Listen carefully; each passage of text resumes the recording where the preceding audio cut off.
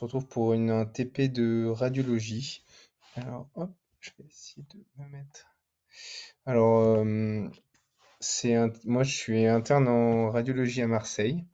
Je m'appelle Louis de Pontac et donc on va voir une quarantaine de questions d'imagerie. Voilà, je vous laisse un peu de temps pour répondre et après je vous ferai une réponse. Lorsque je la referai en janvier-février, je vous laisserai le temps d'y répondre. Et dans un deuxième temps, on répondra ensemble. Vous pourrez beaucoup plus interagir. C'est vrai qu'elle sera plus courte, elle fera environ 45 minutes, 1 heure. Donc question 1, vous retrouvez une patiente de 85 ans qui est présente aux urgences pour des métrorragies depuis une semaine. Quels sont les examens à réaliser en première intention? Alors excusez-moi, je vérifie juste que ça... Voilà, ça enregistre bien, parfait. Euh, donc un scanner abdominopelvien injecté, un scanner abdominopelvien sans injection, une IRM pelvienne, une échographie pelvienne par voie endovaginale et une échographie pelvienne par voie sus-pubienne. Alors ça, c'est des questions importantes parce que c'est assez difficile pour un D3 aux EDN de vous demander d'interpréter finement un scanner ou une IRM, mais par contre, c'est hyper important pour tout généraliste ou tout urgentiste ou même toute spécialité de savoir quelles sont les indications et quel est le type d'imagerie à réaliser. Donc là, dans ce cas-là, l'important, c'est de réaliser une échographie, à la fois par voie endovaginale et suspubienne. Euh, c'est en fait les métrorragies chez la femme ménopausée, c'est un cancer jusqu'à preuve du contraire, et notamment l'endomètre. Donc, alors pour être plus généraliste, pour le pelvis féminin en première intention, on privilégie une échographie parce que souvent on arrive à mieux à avoir une meilleure idée de ce qui se passe. Les gynécologues font des très bonnes échographies, les radiologues aussi. En fait, ce qui est aussi très pertinent dans le pelvis féminin, c'est l'IRM. Mais du fait de sa moins bonne disponibilité, on fait en première intention une échographie. Donc là, dans ce cas-là, on recherche un épaississement de la muqueuse utérine supérieure à 4 mm. Et si vous voyez qu'il y a une muqueuse qui est assez épaisse, chez une femme qui est censée être ménopausée, on est censé avoir une muqueuse utérine inférieure à 4 mm. Donc si c'est le cas, c'est une indication à euh, investiguer un cancer de l'endomètre. Attention aussi à la grossesse dans les métrorragies et chez la femme en âge de procréer. Toujours penser femme en âge de procréer, grossesse. Il faut que ce soit systématique. Et donc BTHCG et lors d'une échographie, bien rechercher aussi la grossesse. Question numéro 2. Vous avez deux jeunes parents qui vous consultent car leur nourrisson présente cette lésion qui grossit depuis 1 mois. C'est un nourrisson de 6 mois, je ne l'ai pas précisé. Donc quel examen d'imagerie de première intention réalisez-vous?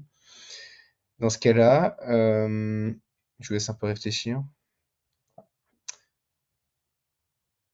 Dans ce cas-là, il n'y a aucun examen à réaliser. C'est un hémangiome si la clinique est typique et si c'est une, euh, une localisation qui ne nécessite pas d'imagerie. Donc là, au niveau du visage, il y a pas, c'est pas une indication à réaliser une échographie ou une autre imagerie. Donc c'est un diagnostic clinique qui est en fait une tuméfaction élastique non soufflante, rouge ou bleutée, dépressible, pâlissant à la pression. Euh, En fait, cet hémangiome infantile, il est absent à la naissance. En phase de croissance, il a une phase de croissance qui débute dans les premières semaines et qui après jusqu'à 5-6 mois et après il involue pendant 5-10 ans. On peut avoir, dans 50% des cas, on voit plus rien et dans 50% des cas, c'est plutôt des séquelles bénignes.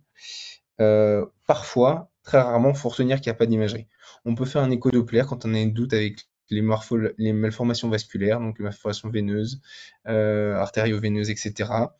On peut faire un écho Doppler pour voir donc quel aspect ça a, quels sont les flux et la vitesse de flux. Dans le cas des hémangiomes sous-glottiques, un examen réel est préconisé parce que ça peut être une cause de dyspnée. Et dans les hémangiomes miliaires, qui sont des petites miliaires enfin des petites hémangiomes répartis sur l'ensemble du tégument du corps, on peut réaliser une imagerie hépatique parce que en rapport avec des hémangiomes hépatiques multiples.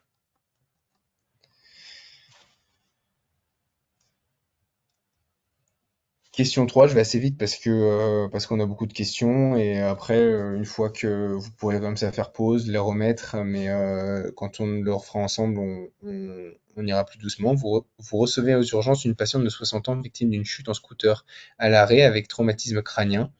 Au début, elle n'a aucun anomalie à l'examen neurologique et au bout de 3 heures de surveillance, elle devient confuse et Glasgow 9. Quel examen d'imagerie réalisez-vous? Donc un scanner cérébral sans injection, un scanner des troncs supraortiques, une IRM cérébrale, un scanner cérébral injecté ou pas d'imagerie. Donc vous réalisez un scanner cérébral sans injection. Ce qu'il faut comprendre et retenir, c'est un traumatisme crânien, c'est un saignement jusqu'à preuve du contraire, c'est un scanner cérébral.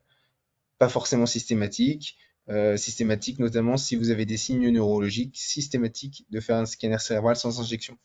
Donc vous pouvez avoir un hématome extradural avec euh, cette forme de lentille en regard d'une fracture. L'hématome sous-dural, qui a cette forme plus allongée en forme de croissant. L'hématome intraparenchymateux, donc dans le parenchyme, et l'hématome l'hémorragie sous-arachnoïdienne, en fait, l'hémorragie méningée, qui est en fait dans les sillons corticaux. Donc retenez bien, en fait, le sang, si vous commencez l'externat, le sang apparaît hyper dense à la phase aiguë, et donc au scanner, et donc c'est le meilleur examen avec la meilleure sensibilité pour détecter un saignement. Un patient de 86 ans tombe dans l'escalier à son domicile. Il présente une importance fonctionnelle des membres inférieurs. Vous réalisez une radiographie du bassin. Quelles anomalies notez-vous? Est-ce qu'on a une fracture cervicale de la hanche droite, une fracture de la branche iliopubienne droite, une fracture de la branche iliopubienne gauche? Il existe une luxation, il existe une luxation de hanche droite. Il existe une déformation du cadre obturateur.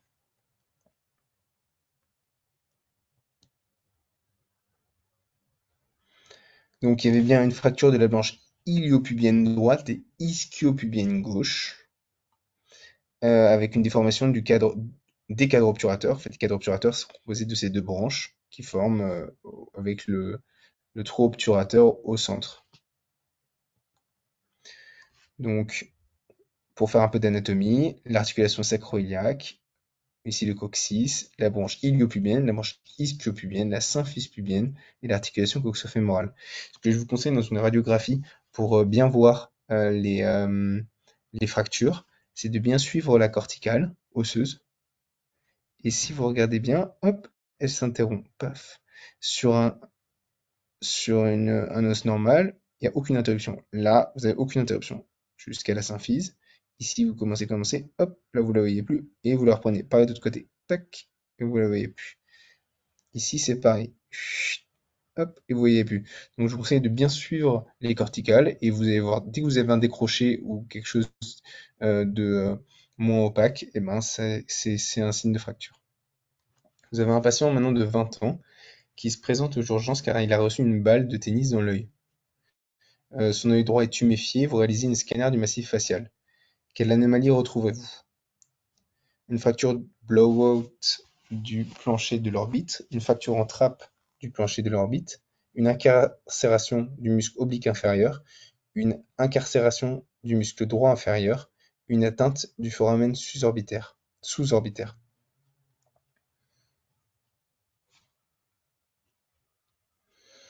Donc là, l'anomalie se trouve ici, une fracture. Donc c'est une fracture, en fait, une compression du globe antéro-postérieur qui s'étend et donc fracture la paroi la plus fragile qui est la paroi inférieure.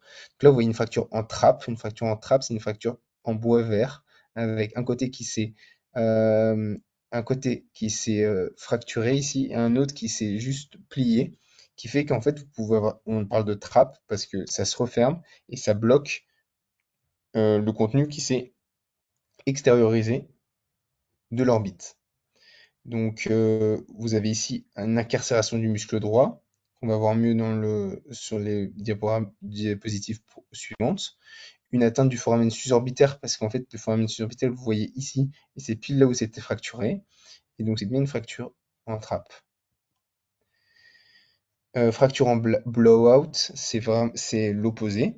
Vous avez une fracture, comment dire, comminutive et un plancher de l'orbite explosé, qui fait qu'en fait vous avez une ptose de la graisse, mais rien ne s'incarcère parce que le muscle, bah, enfin, il n'y a pas de d'os qui a suffisamment de force pour retenir le muscle. Donc le muscle ne s'incarcère pas, mais la graisse descend dans le sinus maxillaire. Donc fracture en trappe ou avers. Donc comme vous pouvez le voir ici, vous avez tous les muscles, muscle droit supérieur, médial, latéral, inférieur, le foramen infraorbitaire et le nerf optique que vous voyez au centre. Question 6. Un enfant de 8 ans se présente aux urgences car il boite et présente des douleurs de la hanche et du genou droit. Il n'a pas de fièvre. Quels sont le ou les éléments à prescrire en première intention? Une IRM de la jambe droite, une échographie de la hanche et du genou droit, une radiographie comparative de la hanche et du genou gauche, une radiographie de la hanche et du genou droit, et un scanner des membres inférieurs.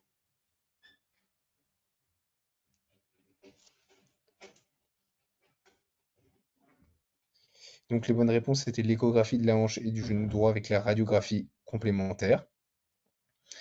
Les examens de première intention devant une boiterie chez l'enfant. Soit c'est un très jeune enfant, on n'arrive pas à localiser où il a mal, on peut recourir à une scintigraphie au technetium 99 qui permet de savoir où est l'inflammation au niveau des os et donc de localiser quelle est l'articulation douloureuse. La plupart du temps, on sait ce qu'elle est, où est la douleur, ou alors c'est la hanche et le genou, ou quelque chose comme ça. Enfin, en tout cas, on se connaît le côté, on sait où chercher. Et là, on a